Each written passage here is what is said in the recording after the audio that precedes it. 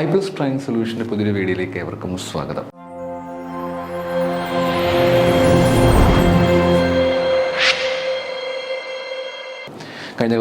കഴിഞ്ഞ ക്ലാസ്സിലൊക്കെയുമായിട്ട് നമ്മൾ പ്രീവിയസ് ഇയറിലെ കുറച്ച് ക്വസ്റ്റ്യൻസ് ആണ് ഡിസ്കസ് ചെയ്തുകൊണ്ടിരുന്നത്. നമുക്കിന്ന് അതിൻ്റെ കണ്ടിന്യൂവേഷനാണ്. നമുക്കിന്നും കുറച്ചധികം ചോദ്യങ്ങൾ പരിചയപ്പെടേണ്ടതായിട്ടുണ്ട്. അപ്പോൾ നമുക്കിന്ന് ഡീറ്റെയിൽഡ് ആയിട്ടും ആ ചോദ്യങ്ങളൊക്കെ ഒന്ന് കൃത്യമായിട്ട് നോക്കാം, പഠിക്കാം. അപ്പോൾ നമുക്കിന്ന് ആദ്യം തന്നെ ചോദ്യം ചോദിച്ചിരിക്കുന്നത് ഇങ്ങനെയാണ്: under the profitability index method, നമ്മുടെ ക്യാപിറ്റൽ ബഡ്ജറ്റിംഗിൽ we have a lot of different methods here, but in the case of profitability index method എന്ന് പറഞ്ഞിരിക്കുന്ന ഒരു പെർട്ടിക്കുലർ മെത്തേഡുണ്ട്. നമ്മുടെ ടൈം വാല്യൂ ഓഫ് മണിയുമായിട്ടൊക്കെ കണക്ട് ചെയ്ത് വരുന്ന ഒരു മെത്തേഡാണ് പ്രോഫിറ്റബിലിറ്റി ഇൻഡെക്സ് മെത്തേഡ് എന്ന് പറയുന്നത്. അപ്പോൾ അതിൽ അക്സെപ്റ്റൻസ് ഏതാണ്? ഇത് മിക്കവാറും പരീക്ഷകൾക്ക് ചോദിച്ച് കാണുന്ന ഒരു ക്വസ്റ്റ്യൻ ആണ്. പ്രോഫിറ്റബിലിറ്റി ഇൻഡെക്സ് എന്ന് പറയുമ്പോഴത്തേക്ക് രണ്ട് കാര്യങ്ങൾക്ക് ഇവർ കൂടുതൽ ഇമ്പോർട്ടൻസ് കൊടുക്കുന്ന കാര്യം നമുക്ക് ഓരോ ആളുകൾക്കും കൃത്യമായിട്ടും അറിയാം. ക്യാഷ് ഇൻഫ്ലോയ്ക്കും അതേപോലെ തന്നെ എന്തിനും ഇമ്പോർട്ടൻസ് കൊടുക്കുന്നു? ക്യാഷ് ഇൻഫ്ലോയ്ക്കും പിന്നീട് എന്തിന് ഇമ്പോർട്ടൻസ് കൊടുക്കുന്നു? ക്യാഷ് ഔട്ട്ഫ്ലോയ്ക്കും ഇമ്പോർട്ടൻസ് കൊടുക്കുന്നുണ്ട്. അപ്പം ഈ ക്യാഷ് ഇൻഫ്ലോയും ക്യാഷ് ഔട്ട്ഫ്ലോയും തമ്മിലുള്ള റേഷ്യോ ആണ് ശരിക്കും പറഞ്ഞു കഴിഞ്ഞാൽ പ്രോഫിറ്റബിലിറ്റി ഇൻഡെക്സ് കൊണ്ട് നമ്മൾ ഉദ്ദേശിക്കുന്നത്. ക്യാഷ് ഇൻഫ്ലോയും അതേപോലെ ക്യാഷ് ഔട്ട്ഫ്ലോയും തമ്മിലുള്ള റേഷ്യോ ആണ് നമ്മൾ ശരിക്കും പറഞ്ഞു കഴിഞ്ഞാൽ പ്രോഫിറ്റബിലിറ്റി ഇൻഡെക്സ് എന്നുള്ള ഈ ഒരു മെത്തേഡ് കൊണ്ട് നമ്മൾ പ്രധാനമായിട്ടും ഉദ്ദേശിക്കുന്നത്. ക്യാപിറ്റൽ ബജറ്റിങ്ങുമായിട്ട് ബന്ധപ്പെട്ട് നമുക്ക് പല മെത്തേഡുകൾ കാണാനായിട്ട് സാധിക്കും. ക്യാപിറ്റൽ ബജറ്റിങ്ങുമായിട്ട് ബന്ധപ്പെട്ട് ഐ തിങ്ക് ഞാൻ ബോർഡ് എടുക്കുന്നതായിരിക്കും നല്ലത്, എല്ലാം കൂടെ ആ ഒരു സ്ഥലത്ത് തികയത്തില്ല. സോ ഓക്കെ, ക്യാപിറ്റൽ ബഡ്ജറ്റിംഗ്, ഞാൻ അതിനെപ്പറ്റി ഒന്ന് പറയാം.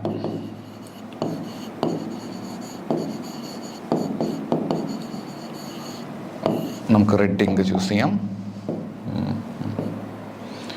ക്യാപിറ്റൽ ബഡ്ജറ്റിങ്ങിൻ്റെ പ്രധാനപ്പെട്ട പ്രത്യേകത എന്ന് പറഞ്ഞു കഴിഞ്ഞാൽ നമ്മുടെ ലോങ് ടൈം ആയിട്ടുള്ള ആപ്ലിക്കേഷൻസിന് വേണ്ടിയിട്ട്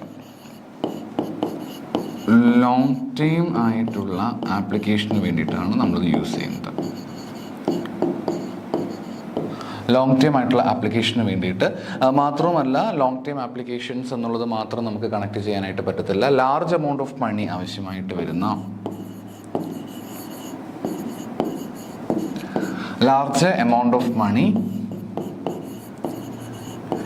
ആവശ്യമായിട്ട് വരുന്ന ട്രാൻസാക്ഷൻസുകൾക്കൊക്കെയാണ് നമ്മൾ ക്യാപിറ്റൽ ബഡ്ജറ്റിംഗ് എന്ന് പറയുന്നത്. കുറച്ചും കൂടെ സിമ്പിളായിട്ട് പറയുകയാണെങ്കിൽ, നിങ്ങളെ സംബന്ധിച്ച് നിങ്ങളൊരു അസറ്റ് വാങ്ങിക്കാൻ തീരുമാനിക്കുകയാണ്, ഒരു മെഷീനറി വാങ്ങിക്കാൻ തീരുമാനിക്കുന്നു. അങ്ങനെ വരുന്ന സമയങ്ങളിൽ ഒരു മെഷീനറി വാങ്ങിക്കുക, അല്ലെങ്കിൽ നിങ്ങൾ ബിൽഡിംഗ് വാങ്ങിക്കുക, അല്ലെങ്കിൽ ലോങ് ടൈം ആയിട്ടുള്ള എന്തെങ്കിലുമൊക്കെ അസറ്റുകൾ വാങ്ങിക്കുക എന്നൊക്കെ പറയുമ്പോഴത്തേക്ക് it requires load of money, right? ഒരുപാട് പൈസ നമുക്ക് ഇതിനാവശ്യമായിട്ട് വരും. കുറേ എമൗണ്ട് ഓഫ് ഇൻവെസ്റ്റ്മെൻറ്റുകൾ നിങ്ങൾക്ക് വേണ്ടി വരുന്നു, കുറേ കാര്യങ്ങൾ നമുക്കതിൽ ചെയ്യേണ്ടതായിട്ട് വരുന്നു. അതുകൊണ്ട് തന്നെ അത്തരത്തിലുള്ള ലോങ് ടൈം ആയിട്ടുള്ള കാര്യങ്ങളെ കണക്ട് ചെയ്ത് വരുന്ന ഒന്നാണെന്നത് പറയുക ക്യാപിറ്റൽ ബഡ്ജറ്റിംഗ് എന്ന് പറയുക. അപ്പോൾ ക്യാപിറ്റൽ ബഡ്ജറ്റിങ്ങുമായിട്ട് ബന്ധപ്പെട്ട് നമുക്ക് മെത്തേഡുകളെ പലതായിട്ട് ഡിവൈഡ് ചെയ്യുവാനായിട്ട് സാധിക്കും. ക്യാപിറ്റൽ ബഡ്ജറ്റിങ്ങിലെ മെത്തേഡുകളെ നമുക്ക് പ്രധാനമായിട്ടും ട്രഡീഷണൽ മെത്തേഡുകളെന്നും മോഡേൺ മെത്തേഡുകൾ നമുക്ക് വേണമെങ്കിൽ ക്ലാസിഫൈ ചെയ്യാനായിട്ട് സാധിക്കും. ട്രഡീഷണൽ മെത്തേഡുകളുടെ പ്രത്യേകത എന്താണെന്ന് വെച്ച് കഴിഞ്ഞാൽ ഇവർ ടൈം വാല്യൂ ഓഫ് മണി, പണത്തിനുണ്ടാകുന്ന മൂല്യക്കുറവുകളെ പറ്റിയിട്ടുള്ള കാര്യം ഇവർ പരിഗണിക്കുന്നില്ല എന്നുള്ളതാണ് പ്രധാനപ്പെട്ട കാര്യം. പകരം നോർമലായിട്ടുള്ള രീതിയിൽ കാര്യങ്ങൾ ചെയ്തു പോകുന്നു. എന്നാൽ നമ്മുടെ മോഡേൺ മെത്തേഡുകളിലേക്ക് വരുമ്പോഴത്തേക്ക് ടൈം വാല്യൂ ഓഫ് മണി കൃത്യമായിട്ടും പരിഗണിക്കുകയും ചെയ്യുന്നുണ്ട്. അപ്പോൾ ഒരു ക്വസ്റ്റ്യൻ വരാം, എന്തൊക്കെയാണ് ട്രഡീഷണൽ മെത്തേഡുകൾ, എന്തൊക്കെയാണ് മോഡേൺ മെത്തേഡുകൾ ചോദിച്ചു കഴിഞ്ഞാൽ, ട്രഡീഷണൽ മെത്തേഡുകളിലേക്ക് നമ്മൾ കടക്കുകയാണെങ്കിൽ we have load of methods. Lot of എന്ന് പറയാൻ പറ്റില്ല കേട്ടോ, 1-2 മെത്തേഡേ ഉള്ളൂ. ഒന്ന് പേ ബാക്ക് പീരീഡ് മെത്തേഡുണ്ട്, പേ ബാക്ക് പീരീഡ്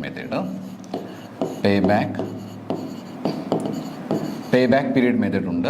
രണ്ടാമത്തെ മെത്തേഡ് എന്ന് പറഞ്ഞിരിക്കുന്നത് അക്കൗണ്ടിങ് റേറ്റ് ഓഫ് റിട്ടേൺ എന്ന് പറയും നമ്മളതിനെ, അല്ലെങ്കിൽ ആവറേജ് റേറ്റ് ഓഫ് റിട്ടേൺ. നിങ്ങൾ അക്കൗണ്ടിങ് റേറ്റ് ഓഫ് റിട്ടേൺ എന്ന് ഓർത്ത് വെച്ചാലും തെറ്റില്ല, ആവറേജ് റേറ്റ് ഓഫ് റിട്ടേൺ എന്ന് ഓർത്ത് വെച്ചാലും തെറ്റില്ല. രണ്ടും ARRമായിട്ട് കണക്ട് ചെയ്ത് വരുന്ന കാര്യമാണ്. ഈ രണ്ട് മെത്തേഡുകളും ശരിക്കും പറഞ്ഞു കഴിഞ്ഞാൽ നമുക്ക് അത്രയും സ്യൂട്ടബിൾ ആയിട്ടുള്ള മെത്തേഡുകളല്ല എന്നുള്ളതാണ്. നമുക്കൊരു ഇൻറ്റു മാർക്ക് ഇട്ട് വെക്കാം. ഇത് അത്രയും കണ്ട് നമുക്ക് സ്യൂട്ടബിൾ ആയിട്ടുള്ള മെത്തേഡ് അല്ല. നമ്മൾ ഈ ഒരു മെത്തേഡ് അഡോപ്റ്റ് ചെയ്യുന്നത് അത്രയും നമുക്ക് ബെറ്റർ ആയിട്ടുള്ളൊരു ഓപ്ഷനായിട്ട് പറയാൻ പറ്റില്ല. പക്ഷെ ഇതുകൊണ്ട് ഗുണമെന്ന് വെച്ച് കഴിഞ്ഞാൽ ഇത് വളരെ സിമ്പിളാണ് ചെയ്യാൻ. പറയുമ്പോൾ ഉള്ള സിംപ്ലിസിറ്റി ഉള്ളത് കേട്ടോ, കണക്ക് ചെയ്യുമ്പോൾ കുറച്ച് പാടാണ്.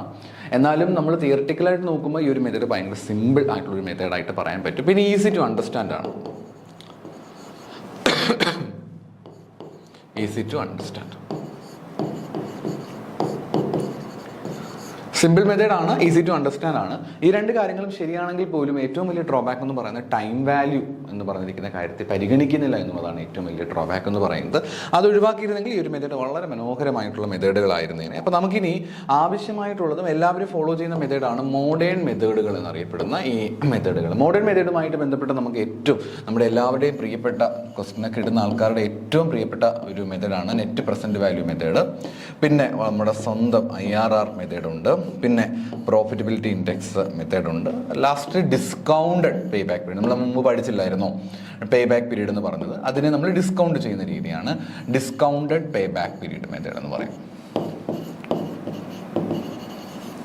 അപ്പം ഇങ്ങനെയുള്ള ഡിഫറെൻറ്റ് മെത്തേഡുകൾ അവൈലബിൾ ആണ്. അപ്പം നമ്മുടെ കഥാനായകൻ ഇവിടെയാണ് നിൽക്കുന്നത്, നമ്മുടെ സ്വന്തം പേ back period method, profitability index method.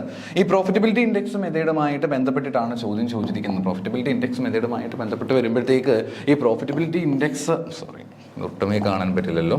Okay, ഈ പ്രോഫിറ്റബിലിറ്റി ഇൻഡെക്സ് എന്ന് പറഞ്ഞിരിക്കുന്നത് നമ്മൾ കാൽക്കുലേറ്റ് ചെയ്യുന്ന സമയത്ത് 1 ആണ്. ഇപ്പോൾ PI എന്ന് പറഞ്ഞിരിക്കുന്നത് 1ൻ്റെ കാൽക്കുലേഷൻസ് ആണ് എങ്കിൽ നമുക്ക് ആ പ്രോജക്റ്റ് അക്സെപ്റ്റ് ചെയ്യാനായിട്ട് പറ്റും. മിനിമം എന്തെങ്കിലും ഉണ്ടായിരിക്കണം, ഈ PY 1 ബന്ധപ്പെട്ട് വരണം. മോസ്റ്റ് ഓഫ് ദ കേസിൽ അവർ പറയാറുള്ളത് 1ൽ കൂടുതലാണെങ്കിലാണ്, PI എന്ന് പറഞ്ഞിരിക്കുന്നത് 1നേക്കാളും കൂടുതലായിട്ടാണെങ്കിൽ നമ്മൾ ആ പ്രോജക്റ്റുകൾ അക്സെപ്റ്റ് ചെയ്യുമെന്നാണ് പറയുന്നത്. വളരെ നല്ല മെത്തേഡുകൾ തന്നെയാണ്. നമ്മുടെ ക്ലാസ്സിലൊക്കെ ഞാനത് ഡീറ്റെയിൽഡ് ആയിട്ട് പറയുന്നുണ്ട് കേട്ടോ. അപ്പം നിങ്ങൾ ഐ തിങ്ക് 10ാമത്തെ മൊഡ്യൂളാണെന്ന് തോന്നുന്നു, ഒന്ന് കൃത്യമായിട്ട് നോക്കിക്കൊള്ളുക. PY 1ന് ഈക്വൽ ആണെന്ന് പറയുന്നുണ്ടെങ്കിലും പൊതുവേ ഇതാണെങ്കിൽ അവർ അക്സെപ്റ്റ് ചെയ്ത് കാണാറുണ്ട്. പക്ഷേ ഏറ്റവും നല്ലതെന്ന് പറയുന്നത് PY 1നേക്കാളും കൂടുതലാണ് ഏറ്റവും സ്യൂട്ടബിൾ ആയിട്ടുള്ള മെത്തേഡ് എന്ന് പറയുക. അപ്പോൾ നമ്മുടെ അടുത്തൊരു ക്വസ്റ്റ്യൻ തന്നിരിക്കുന്നത്, ഇത് നമ്മുടെ നെറ്റിൻ്റെ പരീക്ഷയ്ക്ക് പോലും ചോദിച്ച് കാണുന്നുണ്ട്.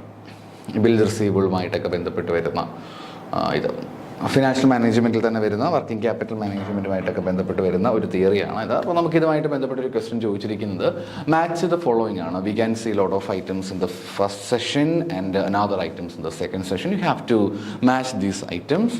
നമുക്ക് നോക്കാം ഇതിൻ്റെ ആൻസർ എങ്ങനെയാണ് വരുന്നത് എന്നുള്ളത്. Answer A3, B1, C4 and D2. നോക്കട്ടെ. ഡെറ്റ് കളക്ഷൻ പീരീഡ് എന്ന് പറയുമ്പോഴത്തേക്ക് ഇതുമായിട്ട് ബന്ധപ്പെട്ട് വരുന്നു. ഉത്തരം കൊടുത്തിട്ടുണ്ട് ക്രെഡിറ്റ് പോളിസിയുമായിട്ട് ബന്ധപ്പെട്ട് കൃത്യമായിട്ട് പറഞ്ഞിട്ടുണ്ടായിരിക്കും. ആ ക്രെഡിറ്റ് പോളിസിയിൽ ഇത്രയും എമൗണ്ട് ആണ് നിങ്ങൾ തരേണ്ടത്, ഇത്രയും ടൈം ഓഫ് പീരീഡാണ് നിങ്ങൾക്ക് ഉണ്ടായിരിക്കുക, നിങ്ങൾ ഇത്രയും സമയത്തിനുള്ളിൽ നിങ്ങൾ എന്ത് ചെയ്യേണ്ടതായിട്ടുണ്ടായി, പേയ്മെൻറ്റുകളൊക്കെ ചെയ്തു തീർക്കണമെന്നുള്ള കാര്യം കൃത്യമായിട്ടും ഇവിടെ കൊടുത്തിട്ടുണ്ടായിരിക്കും, ഈ ക്രെഡിറ്റ് പോളിസിയിൽ കൊടുത്തിട്ടുണ്ടായിരിക്കും. Duration between procurement of raw materials. നമ്മൾ റോ മെറ്റീരിയൽസ് എവിടെ നിന്നൊക്കെയോ വാങ്ങിച്ചു, നമ്മുടെ സപ്ലൈസിൻ്റെ കയ്യിൽ നിന്ന് റോ മെറ്റീരിയൽസ് കളക്ട് ചെയ്ത ശേഷം നമ്മളത് റിയലൈസേഷന് വേണ്ടിയിട്ട് കാശൊക്കെ ഉണ്ടായി കിട്ടണം. അപ്പോൾ ഏതാണ്? ഓപ്പറേറ്റിംഗ് സൈക്കിളാണ്. റോ മെറ്റീരിയൽസ് വാങ്ങിച്ചു, അതിന് പ്രൊഡക്ഷൻ നടത്തി, ഫിനിഷ്ഡ് പ്രോഡക്റ്റ് ആക്കി മാറ്റി, എഗെയിൻ നമ്മൾ മാർക്കറ്റിലേക്ക് കൊണ്ടുപോകുന്നു, വിൽക്കുന്നു. So many aspects we have to cover. അങ്ങനെയുള്ള കാര്യങ്ങളൊക്കെ വരുന്നത് ഓപ്പറേറ്റിംഗ് സൈക്കിളാണ്. ഈ ഒരു പ്രോസസ്സ് തന്നെ ഒരു സൈക്കിൾ പോലെ വീണ്ടും വീണ്ടും റെപ്പറ്റീറ്റീവായിട്ട് വരുന്ന കാര്യമാണ്. Duration between placement or order of raw materials and receipt of material. ഇവിടെ ഡ്യൂറേഷൻ എന്ന് പറയുമ്പോഴത്തേക്ക് നമ്മൾ ഓർഡർ കൊടുക്കുന്നു, പിന്നെ ഓർഡർ നമുക്ക് ലഭിക്കുന്നുണ്ട്. അപ്പോൾ ആ ഒരു രീതിയൊക്കെ പറയുകയാണെങ്കിൽ നമ്മൾ അതിന് എന്ത് പേരിലാണ് അറിയപ്പെടുക? C4 ആണ്. C4 എന്ന് പറയുമ്പോൾ റീ ഓർഡർ പീരീഡ്. നമ്മളത് ഓർഡർ കൊടുക്കുന്നു, ആയിട്ട് നമ്മുടെ കയ്യിലേക്ക് കിട്ടുകയാണ് ചെയ്യുന്നത്. അടുത്ത time period to realise a cheque. ഇത് വളരെ കോമൺ ആയിട്ട് പരീക്ഷയ്ക്ക് ചോദിക്കുന്നതാണ്. കളക്ഷൻ ഫ്ലോട്ട് എന്ന് പറഞ്ഞിരിക്കുന്ന കാര്യം എപ്പോഴും ചോദിച്ച് കാണാറുണ്ട്. ഈ കളക്ഷൻ ഫ്ലോട്ട് എന്ന് പറഞ്ഞാൽ അർത്ഥം ഇത്രയേ ഉള്ളൂ. നമ്മളിപ്പോൾ ചെക്കൊക്കെ ചെന്ന് ബാങ്കിൽ കൊണ്ട് കൊടുത്തു കഴിഞ്ഞാൽ, ഇന്നിപ്പം ചെന്ന് ബാങ്കിൽ ചെക്ക് കൊടുത്തിട്ട് കഴിഞ്ഞാൽ പെട്ടെന്ന് പൈസ ഉണ്ടെന്ന് പറഞ്ഞാൽ ബാങ്കുകാർ പൈസ തരാനായിട്ട് പോകുന്നില്ല. Take some time. അവൻ ചെക്ക് കൊടുത്തിട്ട് നമുക്ക് നാളത്തേക്ക് ട്രാൻസാക്ഷൻസും കാര്യങ്ങളൊക്കെ ചെയ്യാം എന്ന് പറയാനായിട്ട് നമുക്ക് ഒരിക്കലും സാധിക്കുകയില്ല. അപ്പോൾ കളക്ഷൻ ഓഫ് ഫ്ലോട്ട് എന്ന് പറഞ്ഞിരിക്കുന്ന കാര്യം നമുക്ക് അവിടെ കാണാനായിട്ട് സാധിക്കുന്ന ഒരു കാര്യം തന്നെയാണ് കളക്ഷൻ ഫ്ലോട്ട് എന്ന് പറയുക. അപ്പം ഒരു ചെക്ക് റിയലൈസ് ചെയ്യുന്നതുമായിട്ട് ബന്ധപ്പെട്ട സമയത്തിൻ്റെ കാര്യങ്ങളാണ് നമുക്കിവിടെ കളക്ഷൻ ഫ്ലോട്ടിൽ കാണാനായിട്ട് പറ്റുന്നത്. അടുത്ത മൂന്നാമത്തെ ക്വസ്റ്റിലേക്ക് നമുക്ക് കിടക്കാം. Which one of the following doesn't result in a tax shield effect equivalent to cash inflow while taking capital budgeting decisions എടുക്കുന്ന സമയത്ത് നമ്മൾ പരിഗണിക്കാത്തൊരു ഐറ്റം ഏത് എന്ന് ചോദിച്ചു കഴിഞ്ഞാൽ ഏതാണെന്നാണ് ചോദിക്കുന്നത്. Depreciation, interest expense, capital loss, sale of കിട്ടും. പക്ഷേ വർക്കിംഗ് ക്യാപിറ്റൽ ഇൻവെസ്റ്റ്മെൻറ്റുമായിട്ട് ബന്ധപ്പെട്ടുള്ള കാര്യങ്ങൾ നമ്മൾ പ്രത്യേകിച്ച് പരിഗണിക്കുന്നില്ല. ഇത് ടാക്സ് ഷീൽഡിന് ഇമ്പാക്റ്റ് ഉണ്ടാക്കത്തില്ല എന്നാണ് പറയുന്നത്. ഓക്കെ, നാലാമത്തെ ചോദ്യത്തിലേക്ക് വരാം. Longer the production cycle of an enterprises. നമ്മുടെ പ്രൊഡക്ഷൻ സൈക്കിൾ കൂടി വന്നുകൊണ്ടേയിരിക്കുകയാണ്. നമ്മൾ റോ മെറ്റീരിയൽസ് വാങ്ങിക്കുന്നു, റോ മെറ്റീരിയൽസ് കൃത്യമായിട്ടും പ്രൊഡക്റ്റാക്കി മാറ്റുന്നു, പ്രൊഡക്റ്റ് പിന്നെ കസ്റ്റമേഴ്സിലേക്ക് പോകുന്നു, കസ്റ്റമേഴ്സ് പ്രൊഡക്റ്റ് വാങ്ങിക്കുന്നു, കാശായി കിട്ടുന്നു. ഈ ഒരു സൈക്കിൾ ലാർജ് സ്കെയിൽ കൂടി വന്നുകൊണ്ടേയിരിക്കുകയാണ്. അതായത് ഇങ്ങനെ കൂടിക്കൊണ്ടിരിക്കുകയാണ്. തന്നെയാണ്. അങ്ങനെയാണെങ്കിൽ എന്ത് പറ്റും? നിങ്ങൾ ഇമാജിൻ ചെയ്ത് നോക്കി. അങ്ങനെയാണെങ്കിൽ എന്തായിരിക്കും സംഭവിക്കുക? പ്രൊഡക്ഷൻ്റെ സൈക്കിൾ കൂടിക്കൂടി വരികയാണെങ്കിൽ എന്ത് സംഭവിക്കും? Larger will be the working capital requirement. നമ്മുടെ വർക്കിംഗ് ക്യാപിറ്റൽ റിക്വയർമെൻറ്റ്സ് എന്ന് പറഞ്ഞിരിക്കുന്നത് കൂടുതലായിരിക്കും. കാരണം ഒരുപാട് എമൗണ്ട് ഓഫ് മണി നമുക്ക് ആവശ്യമായിട്ട് വരും. ലാർജർ എമൗണ്ട് ഓഫ് മണി നമുക്ക് ആവശ്യം. കാരണം ഡേ ടു ഡേ ആക്ടിവിറ്റീസുമായിട്ട് ബന്ധപ്പെട്ടിട്ടാണല്ലോ വർക്കിംഗ് ക്യാപിറ്റൽ വരിക. അപ്പോൾ ഈ സ്കെയിൽ കൂടിക്കൂടി വന്നാൽ എന്ത് സംഭവിക്കും? തീർച്ചയായിട്ടും വർക്കിംഗ് ക്യാപിറ്റൽ റിക്വയർമെൻറ്റ്സും അതനുസരിച്ച് കൂടിക്കൊണ്ടേയിരിക്കുമെന്ന് കൃത്യമായിട്ടും ഓർക്കണം. Liberal working capital management policy K not be associated with. Liberal ആയിട്ടുള്ളതാണ്. നമ്മൾ വർക്കിംഗ് ക്യാപിറ്റലുമായിട്ട് ബന്ധപ്പെട്ട കാര്യം എടുക്കുമ്പോഴത്തേക്ക് ലിബറൽ ആയിട്ടുള്ള രീതിയാണ് ഫോളോ ചെയ്ത് പോകുന്നത്. അങ്ങനെയാണെങ്കിൽ ഈ താഴെ പറഞ്ഞിരിക്കുന്ന എന്ത് കാര്യത്തെ അത് ബാധിക്കുന്നില്ല എന്നാണ് പറയുന്നത്. ഒന്ന് സ്റ്റോക്ക് ഔട്ട് സിറ്റുവേഷൻ ഉണ്ട്, ഓവർ ഡ്യൂ റിസീവബിൾസ് ഉണ്ട്, presence of non moving and slow moving inventories ഉണ്ട്, idle cash and bank balance ഉണ്ട്. അപ്പോൾ ഇതിലേതായിരിക്കും സ്റ്റോക്ക് ഔട്ട് സിറ്റുവേഷൻസ് ഉണ്ടാകുക? കാരണം ബിക്കോസ് ലിബറൽ ആയിട്ടുള്ള കാര്യങ്ങളാണല്ലോ ഉണ്ടാവുക. അതുകൊണ്ട് തന്നെ ബാക്കിയുള്ള കാര്യങ്ങളായിരിക്കും ഉണ്ടാവുക. Over due receivables, presence of non moving and slow moving inventories, ideal ആയിട്ടുള്ള ക്യാഷ് ആൻഡ് ബാങ്ക് ബാലൻസ് ഒക്കെ പ്രോബ്ലം ആയിട്ട് നമുക്ക് ഉണ്ടാകും. എന്തുണ്ടാകത്തില്ല? സ്റ്റോക്ക് ഔട്ട് സിറ്റുവേഷൻസ് ഉണ്ടാകത്തില്ല.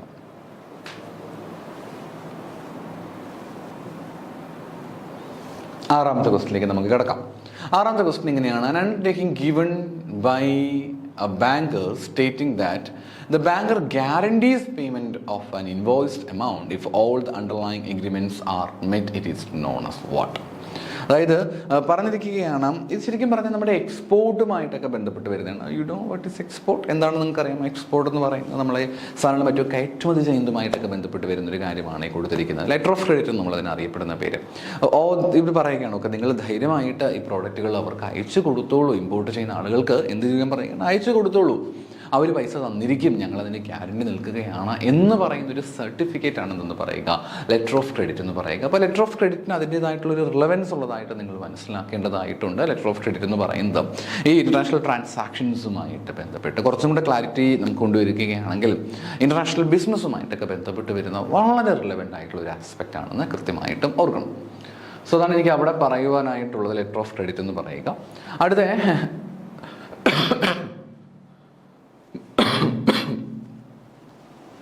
അടുത്ത ക്വസ്റ്റ്യൻ ഇങ്ങനെയാണ്: the level of EBIT which is equal to firm's fixed financial cost, it is known as dash.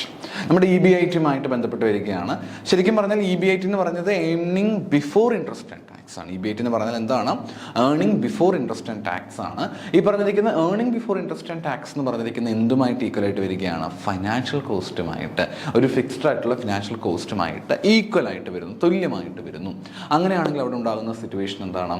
അവിടെ ഒരു ഫിനാൻഷ്യൽ ബ്രേക്ക് ഈവൻ പോയിന്റ് ആയിരിക്കും. കാരണം നമുക്ക് ലാഭം ഉണ്ടാകാനായിട്ട് പോകുന്നില്ല, നഷ്ടം ഉണ്ടാകാനായിട്ട് പോകുന്നില്ല. അപ്പം അവിടെ ഒരു ഫിനാൻഷ്യൽ ബ്രേക്ക് ഈവൻ ആണ് നമുക്ക് കാണാനായിട്ട് സാധിക്കുക. ലാഭം ഉണ്ടാകാനായിട്ട് പോകുന്നില്ല, പിന്നെ എന്തും ഉണ്ടാകാനായിട്ട് പോകുന്നില്ല, നഷ്ടം ഉണ്ടാകാൻ പോകാതെ സമമായിട്ട് നിൽക്കുന്ന ഒരു സിറ്റുവേഷനാണ് നമുക്ക് അവിടെ കാണാനായിട്ട് പറ്റുക. അപ്പോൾ അത് ഫിനാൻഷ്യൽ ബ്രേക്ക് ഈവൻ പോയിന്റിന് എക്സാമ്പിളായിട്ട് നമുക്ക് പറയാൻ കഴിയുന്നതാണ്. അടുത്ത മാച്ച് ദ ഫോളോയിങ് ക്വസ്റ്റൻ ആണ്. ഇവിടെ 4 Ps നമ്മുടെ മാർക്കറ്റിംഗ് മാനേജ്മെൻറ്റുമായിട്ട് ബന്ധപ്പെട്ട് വരുന്ന 4 Psമായിട്ട് ബന്ധപ്പെട്ട് വരുന്ന ക്വസ്റ്റൻ ആണിത്. ഇത് എപ്പോഴും ചോദിച്ച് കാണുന്നുണ്ട്. ഈ മാർക്കറ്റ് മിക്സ് എന്ന് പറഞ്ഞിരിക്കുന്ന കാര്യം നമ്മുടെ ലേറ്റസ്റ്റ് ആയിട്ട് നടന്ന സെറ്റിൻ്റെ പരീക്ഷയ്ക്ക് പോലും ചോദിച്ചിരുന്നു. ലേറ്റസ്റ്റ് ആയിട്ട് നടന്ന 2025 ജാനുവരി ആണെന്ന് തോന്നുന്നു. 2025 ജാനുവരി നടന്നിട്ടുണ്ടായിരുന്ന ലേറ്റസ്റ്റ് പരീക്ഷയ്ക്ക് പോലും ചോദിക്കുന്നുണ്ട്. അപ്പം നമ്മുടെ HSST കോമേഴ്സിൻ്റെ പരീക്ഷയ്ക്ക് അത് ചോദിക്കുമോ എന്നോട് ചോദിക്കുവാണെങ്കിൽ ചോദിക്കാൻ സാധ്യതയുണ്ട്. കാരണം എപ്പോഴും ഇത് ചോദിക്കുന്നത് കൊണ്ട് ചിലപ്പോൾ ചോദിച്ചേക്കാം. അപ്പോൾ എനിവേസ് ഇവിടെ നമുക്ക് കൃത്യമായിട്ട് നൽകിയിട്ടുണ്ട് പ്രോഡക്റ്റ്, പ്രൈസ്, പ്ലേസ്, പ്രൊമോഷൻ. നമുക്ക് അടുത്ത കോളത്തിലേക്ക് വരുമ്പോഴത്തേക്ക് ഡിസ്കൗണ്ട് ഉണ്ട്, പേഴ്സണൽ സെല്ലിംഗ് ഉണ്ട്, ഡിസൈൻ ഉണ്ട്, ചാനൽസ് ഉണ്ട്. നമ്മൾ മാച്ച് ചെയ്യാനായിട്ടാണ് ചോദ്യം വന്നിരിക്കുന്നത്. എന്ന് പറയുമ്പോൾ 3 ബന്ധപ്പെട്ട് വരുന്നു. പ്രോഡക്റ്റിനെയാണല്ലോ നമ്മളെപ്പോഴും ഡിസൈൻ ചെയ്യുന്നത് കസ്റ്റമേഴ്സിന് ഇഷ്ടപ്പെട്ട രീതിയിൽ. കസ്റ്റമേഴ്സ് എത്രത്തോളം അത് ആപ്ലിക്കബിൾ ആണ്, കസ്റ്റമർ എത്രത്തോളം അത് അക്സെപ്റ്റ് ചെയ്യുന്നുണ്ട് എന്ന രീതിയിൽ നമ്മൾ എന്ത് ചെയ്യുന്നു? പ്രോഡക്റ്റിനെ ഡിസൈൻ ചെയ്ത് എടുക്കുന്നു. രണ്ടാമത്തെ എന്താണ്? പ്രൈസുമായിട്ട് ബന്ധപ്പെട്ട് എന്തായിരിക്കും വരിക? സ്വാഭാവികമായിട്ട് നമുക്കറിയാം ഡിസ്കൗണ്ട് ആയിരിക്കും. പ്രൈസൊക്കെ നമ്മൾ കടയിലേക്ക് പോയി കഴിഞ്ഞാൽ നമുക്ക് സാധനങ്ങൾ വാങ്ങിച്ച് കഴിയുമ്പം എന്ത് കിട്ടുന്നുണ്ട്? നമുക്ക് ഡിസ്കൗണ്ട് കിട്ടുന്നുണ്ട്. പിന്നെ പ്ലേസ് എന്ന് പറയുമ്പോഴത്തേക്ക് നമുക്ക് സാധനങ്ങൾ എത്തിച്ച് കൊടുക്കണമല്ലേ. അപ്പോൾ എന്തുമായിട്ട് കണക്ട് ചെയ്യുന്നു? ചാനലുകളുമായിട്ട് അത് കണക്ട് ചെയ്ത് കാണാനായിട്ട് പറ്റും. പ്രൊമോഷൻ ആണെങ്കിൽ പേഴ്സണൽ സെല്ലിംഗ് മാത്രമല്ല, പ്രൊമോഷൻ നമുക്ക് ഒരുപാട് രീതികൾ കാണാനായിട്ട് പറ്റും. പേഴ്സണൽ സെല്ലിങ്ങിൽ നമുക്ക് എന്തൊക്കെ കാര്യങ്ങൾ കാണാനായിട്ട് പറ്റും? ലൈക്ക് അഡ്വർടൈസ്മെൻറ്റ് കാണാനായിട്ട് പറ്റുന്നു, സെയിൽസ് പ്രൊമോഷൻ കാണാനായിട്ട് സാധിക്കുന്നു, പേഴ്സണൽ സെല്ലിംഗ് കാണാനായിട്ട് സാധിക്കും, പബ്ലിസിറ്റി കാണാനായിട്ട് സാധിക്കും, പബ്ലിക് റിലേഷൻസ് കാണാനായിട്ട് സാധിക്കും. അങ്ങനെ ഒരുപാട് കാര്യങ്ങൾ നമുക്ക് എന്തുമായിട്ട് കണക്ട് ചെയ്ത് കാണാൻ കഴിയുന്നുണ്ട്? പ്രൊമോഷനുമായിട്ട് ബന്ധപ്പെട്ട് നമുക്ക് കാണാനായിട്ട് സാധിക്കും. അപ്പം ഇത്രയുമാണ് ഇതിൻ്റെ പ്രധാനപ്പെട്ട 4 Ps എന്ന് പറയുന്നത്. 4 Psൽ ഓരോ കാര്യങ്ങളും നിങ്ങൾക്ക് കൃത്യമായിട്ട് കാണാനായിട്ട് സാധിക്കും. പ്രോഡക്റ്റും അതേപോലെ അതിൻ്റെ ഡിസ്ക്രിപ്ഷനുമാണ് അവിടെ കൊടുത്തിരിക്കുന്നത്. ഒൻപതാമത്തെ ക്വസ്റ്റിലേക്ക് നമുക്ക് കടക്കാം. Marketing research done in the areas like brand preference, brand attitudes, purchase intention and product satisfaction. Okay, അപ്പോൾ എന്തൊക്കെ കാര്യങ്ങളാണ് ഇവർ മാർക്കറ്റിംഗ് റിസർച്ച് ചെയ്യുന്നത്?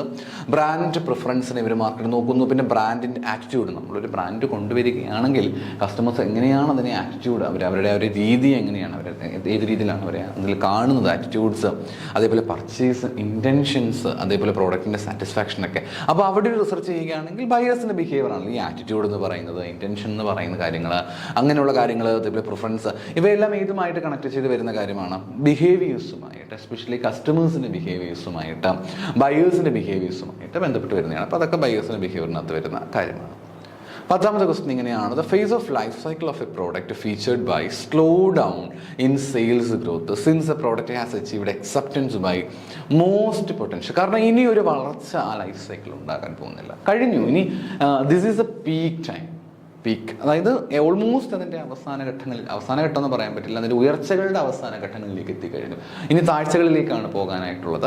അങ്ങനെ വരുമ്പോൾ ഏത് കാലഘട്ടത്തിലാണ്, അല്ലെങ്കിൽ ഏത് ഫേസ് ഓഫ് ലൈഫ് സൈക്കിളിലാണ് അങ്ങനെ വരിക എന്നാണ് ക്വസ്റ്റ്യൻ വന്നിരിക്കുന്നത്. നമുക്കറിയാം, വളരെ നോർമലായിട്ട് അറിയാവുന്നൊരു പോയിന്റാണ്. മെച്യൂരിറ്റി പീരീഡിലാണ് നമുക്കത് കാണാനായിട്ട് സാധിക്കുന്നത്. അടുത്ത ക്വസ്റ്റ്യൻ ഇങ്ങനെയാണ്: according to matching concept dash. നമുക്കറിയാം പ്രോഫിറ്റ് ആൻഡ് ലോസ് സ്റ്റേറ്റ്മെൻ്റ് ആണ്. പ്രോഫിറ്റ് ആൻഡ് ലോസ് സ്റ്റേറ്റ്മെൻറ്റിൽ നമുക്ക് ഡെബിറ്റ് സൈഡും ക്രെഡിറ്റ് സൈഡും നമുക്ക് കാണാനായിട്ട് സാധിക്കും. ഡെബിറ്റ് സൈഡിലെ ആസ്പെക്റ്റുകളൊക്കെ എടുക്കുന്ന സമയത്ത് പ്രോഫിറ്റ് ആൻഡ് ലോസ് അക്കൗണ്ടിൽ ഡെബിറ്റ് സൈഡും ക്രെഡിറ്റ് സൈഡും ലാസ്റ്റ് ഈക്വൽ ആയിട്ടായിരിക്കും നമ്മൾ കാണിക്കുക. ഈക്വലായിട്ട് കാണിക്കുന്ന സമയത്ത് ഡിഫറൻസ് സ്വാഭാവികമായിട്ടും ഉണ്ടായിരിക്കും. ഡെബിറ്റ് സൈഡ് ഡിഫറൻസ് ഉണ്ടാകാം, ക്രെഡിറ്റ് സൈഡ് ഡിഫറൻസ് ഉണ്ടാകാം. ഡിഫറൻസുകൾ എന്തെങ്കിലുമൊക്കെ ഉണ്ടെങ്കിൽ നമ്മളതിനെ നെറ്റ് പ്രോഫിറ്റ് ആയിട്ട് നെറ്റ് ലോസ് ആയിട്ടും ഒക്കെ നമ്മളതിനെ ട്രീറ്റ് ചെയ്യുമെന്നുള്ള കാര്യം പഠിച്ചു. അപ്പോൾ മാച്ചിങ് കോൺസെപ്റ്റ് പ്രകാരമാണ് കേട്ടോ എന്ത് പ്രപ്പോസ് ചെയ്യുന്നത്? Profit and loss account propose ചെയ്യുക. അതറിയുന്ന പോയിന്റാണ്. In the case of sale of goods on approval basis revenue should not be recognised until. അതായത് നിങ്ങൾ ഒരു അപ്രൂവൽ ബേസിസിലാണ് സെയിൽ നടത്തിക്കൊണ്ടിരിക്കുന്നതെങ്കിൽ എപ്പോൾ മാത്രമേ നിങ്ങൾ റവന്യൂ എടുക്കാൻ പാടുള്ളൂ? Goods have been formally accepted by the buyer. നമ്മുടെ ബയർ എന്ന് പറഞ്ഞിരിക്കുന്ന ആൾക്കാർ ഇത് അക്സെപ്റ്റ് ചെയ്തിരിക്കണം, ഫോർമലായിട്ട് അക്സെപ്റ്റ് ചെയ്തിരിക്കണം. Time period of rejection has been elapsed. അവർക്ക് അക്സെപ്റ്റ് ചെയ്തു, പിന്നെ എന്ത് സംഭവിച്ചു? അവർക്ക് വേണമെങ്കിൽ അത് റിജക്റ്റ് ചെയ്യാമായിരുന്നു, നമുക്ക് വേണമെങ്കിൽ അത് തിരിച്ചയക്കാമായിരുന്നു, പക്ഷേ അവരിത് തിരിച്ചയച്ചിട്ടില്ല, സമയവും കഴിഞ്ഞു. അങ്ങനെയാണെങ്കിൽ അതിനുശേഷം നിങ്ങൾക്ക് എടുക്കാനായിട്ട് പറ്റും. Where no time has been fixed for rejection reasonable time has elapsed. പിന്നെ പ്രത്യേകിച്ച് റിജക്ഷനുമായിട്ട് ബന്ധപ്പെട്ട സമയമൊന്നും നിശ്ചയിച്ചിട്ടില്ല എങ്കിൽ നമ്മൾ എന്ത് ചെയ്യും? റീസണബിൾ ടൈം നോക്കുക. ഈ റീസണബിൾ ടൈമൊക്കെ ആണെങ്കിൽ അത് കഴിഞ്ഞ് പോയിട്ടുണ്ടെങ്കിൽ നിങ്ങൾക്ക് എന്ത് ചെയ്യാൻ പറ്റും? അതിനെ ഗുഡ്സ് കൊടുത്തു എന്ന രീതിയിൽ നിങ്ങൾക്ക് അതിനെ അക്സെപ്റ്റ് ചെയ്യാനായിട്ട് പറ്റും. അപ്പോൾ എന്തൊക്കെ കാര്യങ്ങളാണ് പറയുന്നത്? ഒന്ന്, goods have been formally accepted by the buyer. നമ്മുടെ ബയർ ആ ഗുഡ്സ് അക്സെപ്റ്റ് ചെയ്തിട്ടുണ്ടായിരിക്കണം, അതുവരെ സമയം കൊടുക്കുക. പിന്നെ എലാപ്സ്, റിജക്ഷൻ്റെ ടൈം പീരീഡ് കഴിഞ്ഞിട്ടില്ല. ഇപ്പോൾ സപ്പോസ് റിജക്ഷൻ ടൈം പീരീഡിനെ പറ്റിയിട്ടൊന്നും ഫിക്സ് ചെയ്ത് വെച്ചിട്ടില്ല എങ്കിലും നോ ഇഷ്യൂസ്, നോ വറീസ്. എന്തായിരിക്കും പറഞ്ഞിരിക്കുന്നത്? അങ്ങനെയാണെങ്കിൽ പ്രോബ്ലംസ് ഒന്നും തന്നെയില്ല, റീസണബിൾ ടൈം നമ്മൾ നോക്കിയാൽ മാത്രം മതി, അത് കഴിഞ്ഞാലും നോ ഇഷ്യൂസ്. അപ്പോൾ ഇത്രയും കേസുകളിലാണ് നമുക്ക് റവന്യൂസ്, ഇത്രയും കേസ് അല്ലെങ്കിൽ ഇത്രയും ടൈം പീരീഡ് കഴിഞ്ഞ ശേഷം മാത്രമേ റവന്യൂ കിട്ടിയതായിട്ട് നമ്മൾ എപ്പോഴും അക്സെപ്റ്റ് ചെയ്യാനായിട്ട് പാടുള്ളൂ. അടുത്ത, income and expenditure account is an example of dash account. Income and expenditure account എന്ന് പറയുന്നതിന് എക്സാമ്പിളാണ്, നോമിനൽ അക്കൗണ്ട്സിന് എക്സാമ്പിളാണ്. ഞാൻ അധികമായിട്ടൊന്നും പറയുന്നില്ല ഇതിനകത്ത്. In the books of transfer company, നമ്മുടെ ട്രാൻസ്ഫറർ കമ്പനിയുടെ ബുക്ക്, ട്രാൻസ്ഫർ ചെയ്യുന്ന ട്രാൻസ്ഫർ കമ്പനിയുടെ ബുക്കിൽ liquidation expenses met by it. അപ്പം അവിടെ ലിക്വിഡേഷൻ എക്സ്പെൻസുകൾ മറ്റുമൊക്കെ ഉണ്ടായിരിക്കുകയാണ്. അങ്ങനെ ലിക്വിഡേഷൻ എക്സ്പെൻസ് മറ്റുമൊക്കെ ഉണ്ടായിട്ടുണ്ടെങ്കിൽ നമ്മളത് എവിടെയാണ് കാണിക്കേണ്ടതെന്ന് ചോദിച്ചു കഴിഞ്ഞാൽ it should be shown in the debit side of realisation account. നമ്മുടെ റിയലൈസേഷൻ അക്കൗണ്ട് ഡെബിറ്റ് സൈഡിലായിട്ട് വേണം ഈ ഒരു ഐറ്റം കാണിക്കാൻ. എവിടെ വേണം ഈ ഒരു ഐറ്റം കാണിക്കാനായിട്ട്? റിയലൈസേഷൻ അക്കൗണ്ടിൻ്റെ ഡെബിറ്റ് സൈഡിലായിട്ട് വേണം ഈ ഒരു ഐറ്റം കാണിക്കാൻ. State whether the following statements are true false. താഴെ കൊടുത്തിരിക്കുന്ന സ്റ്റേറ്റ്മെൻറ്റ് ശരിയാണോ തെറ്റാണോ എന്നാണ് പറയേണ്ടത്. Security premium account cannot be used for the payment of dividend. നമ്മൾ ഡിവിഡൻഡ് കൊടുക്കുന്നതിന് വേണ്ടിയിട്ട് നമുക്ക് സെക്യൂരിറ്റി പ്രീമിയം അക്കൗണ്ട് യൂസ് ചെയ്യാൻ പാടില്ല. കറക്റ്റ് അല്ലേ? ആണോ? നമുക്ക് എപ്പോഴും സെക്യൂരിറ്റി പ്രീമിയം അക്കൗണ്ട് യൂസ് ചെയ്യാനായിട്ട് പറ്റുകയുള്ളൂ. എല്ലാം കഴിഞ്ഞ് ഇത് എൻഡിൽ മാത്രമേ നമുക്ക് സെക്യൂരിറ്റീസ് പ്രീമിയം അക്കൗണ്ട് യൂസ് ചെയ്യാനായിട്ട് പറ്റുകയുള്ളൂ. Forfeited shares can not be reissued. നമുക്ക് ഫോർഫിറ്റഡ് ഷെയർസ് അങ്ങനെ പറയാൻ പറ്റില്ലല്ലോ. ഫോർഫിറ്റഡ് ഷെയർസ് നമുക്ക് വേണമെങ്കിൽ ഡിസ്കൗണ്ടിൽ റീഇഷ്യൂ ചെയ്തിട്ടുണ്ട്. മോസ്റ്റ് ഓഫ് ദ കേസിലും ഡിസ്കൗണ്ടിലായിരിക്കും അത് റീഇഷ്യൂ ചെയ്യുക. ചില കേസിൽ മാത്രം എവിടെ ഇഷ്യൂ ചെയ്യപ്പെടും? പ്രീമിയത്തിലും ഇഷ്യൂ ചെയ്യപ്പെടും. പക്ഷേ മോസ്റ്റ് ഓഫ് ദ കേസിൽ എന്ത് മാത്രമേ ഇഷ്യൂ ചെയ്യുകയുള്ളൂ? ഡിസ്കൗണ്ടിൽ മാത്രമേ അത് ഇഷ്യൂ ചെയ്യുകയുള്ളൂ. അപ്പോൾ സെക്യൂരിറ്റി പ്രീമിയം അക്കൗണ്ട് എന്ന് പറഞ്ഞാൽ നമുക്ക് എന്തിനും യൂസ് ചെയ്യാനായിട്ട് പറ്റത്തില്ല, ഡിവിഡൻഡ് പേയ്മെൻറ്റ് യൂസ് ചെയ്യാനായിട്ട് പറ്റുകയില്ല. പക്ഷേ ഫോർഫീച്ചർ അക്കൗണ്ട് നമുക്ക് വേണമെങ്കിൽ റീഇഷ്യൂ ചെയ്യാനായിട്ട് പറ്റും. അടുത്ത question, which of the following is A most recent instant of disinvestment? നമ്മുടെ ഏറ്റവും ലേറ്റസ്റ്റ് ആയിട്ട് നടന്നിട്ടുണ്ടായിരുന്ന ഡിസ്ഇൻവെസ്റ്റ്മെൻറ്റുമായിട്ട് നമ്മുടെ എക്കോണമിക് സ്ട്രക്ചറുമായിട്ടൊക്കെ ബന്ധപ്പെട്ട് വരുന്ന ഒരു കാര്യമാണ്. അറിഞ്ഞു വെച്ചേക്കുക. നമ്മുടെ ഡിസ്ഇൻവെസ്റ്റ്മെൻറ്റ് ഏറ്റവും ലേറ്റസ്റ്റ് ആയിട്ട് നടത്തിയിട്ടുണ്ടായിരുന്ന ഡിസ്ഇൻവെസ്റ്റ്മെൻറ്റിനെ പറ്റിയിട്ടാണ് ചോദ്യം ഉണ്ടായിരിക്കുന്നത്. ഏതാണ് ഏറ്റവും ലേറ്റസ്റ്റ് നടന്ന ഡിസ്ഇൻവെസ്റ്റ്മെൻറ്റ് എന്ന് പറയുക? LIC ആണ് കേട്ടോ ഏറ്റവും ലേറ്റസ്റ്റ് ആയിട്ട് നടന്നിട്ടുണ്ടായിരുന്ന ഡിസ്ഇൻവെസ്റ്റ്മെൻറ്റ് നടത്തിയിട്ടുണ്ടായിരുന്നത്. ഒരുപാട് ഡിസ്ഇൻവെസ്റ്റ്മെൻറ്റുകൾ നടക്കുന്നുണ്ട് കേട്ടോ ഇപ്പോൾ.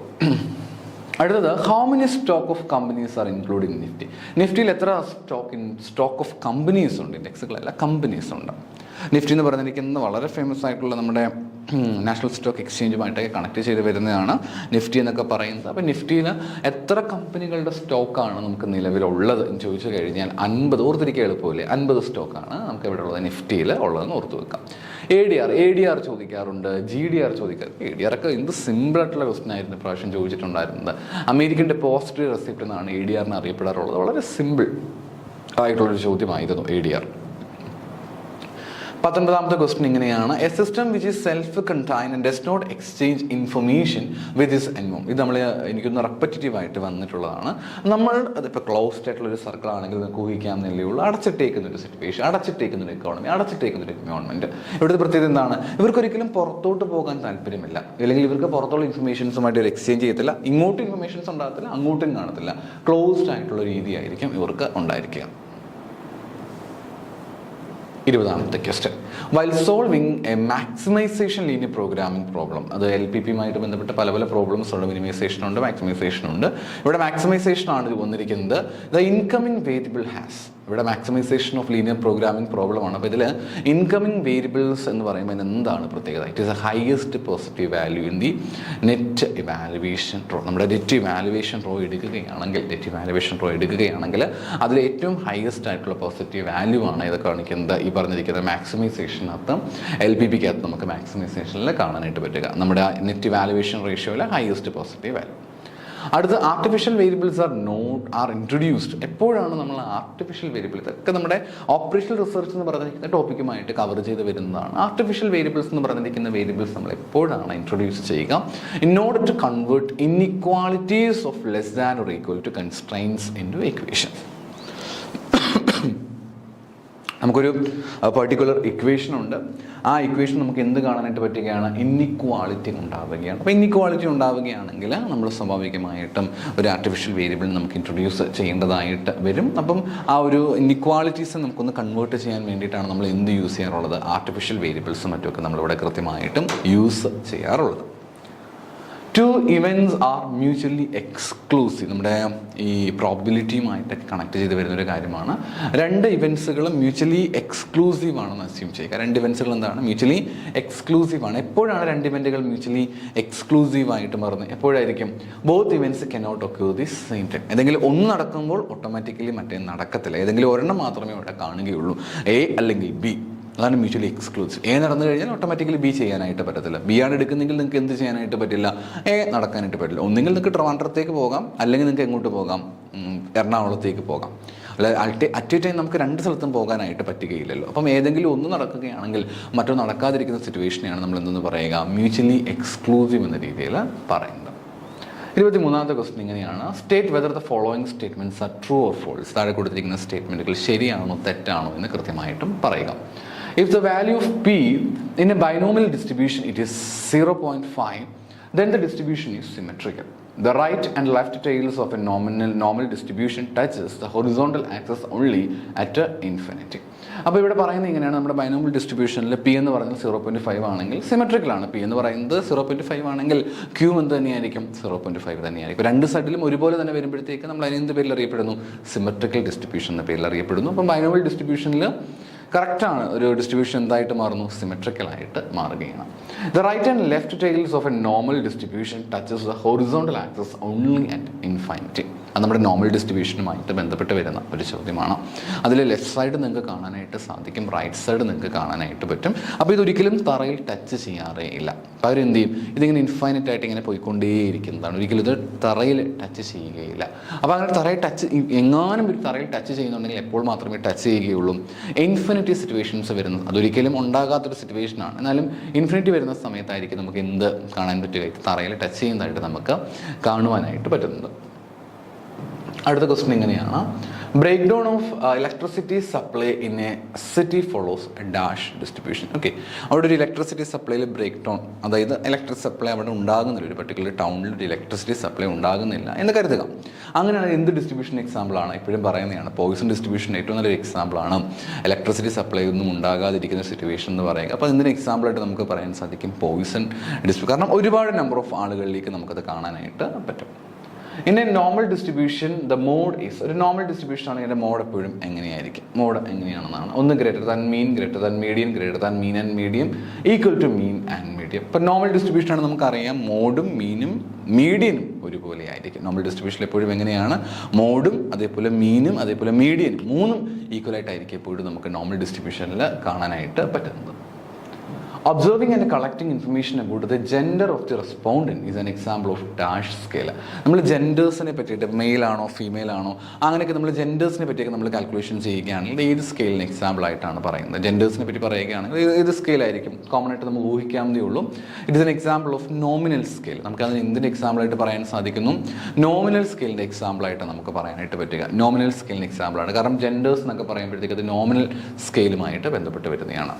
Which one of the following it is not a primary data collection method. ഇപ്പം നമുക്ക് വളരെ സുപരിചിതമായിട്ടുള്ള മെത്തേഡുകളാണ് പ്രൈമറി ഡേറ്റ കളക്ഷൻ മെത്തേഡുകൾ, സെക്കൻഡറി ഡേറ്റ കളക്ഷൻ മെത്തേഡ് തുടങ്ങിയിട്ടുള്ള കാര്യങ്ങൾ. അപ്പോൾ താഴെ കൊടുത്തിട്ടുള്ളവയിൽ പ്രൈമറി ഡേറ്റ കളക്ഷൻ മെത്തേഡ് അല്ലാത്ത ഏത് എന്നുള്ളതാണ്.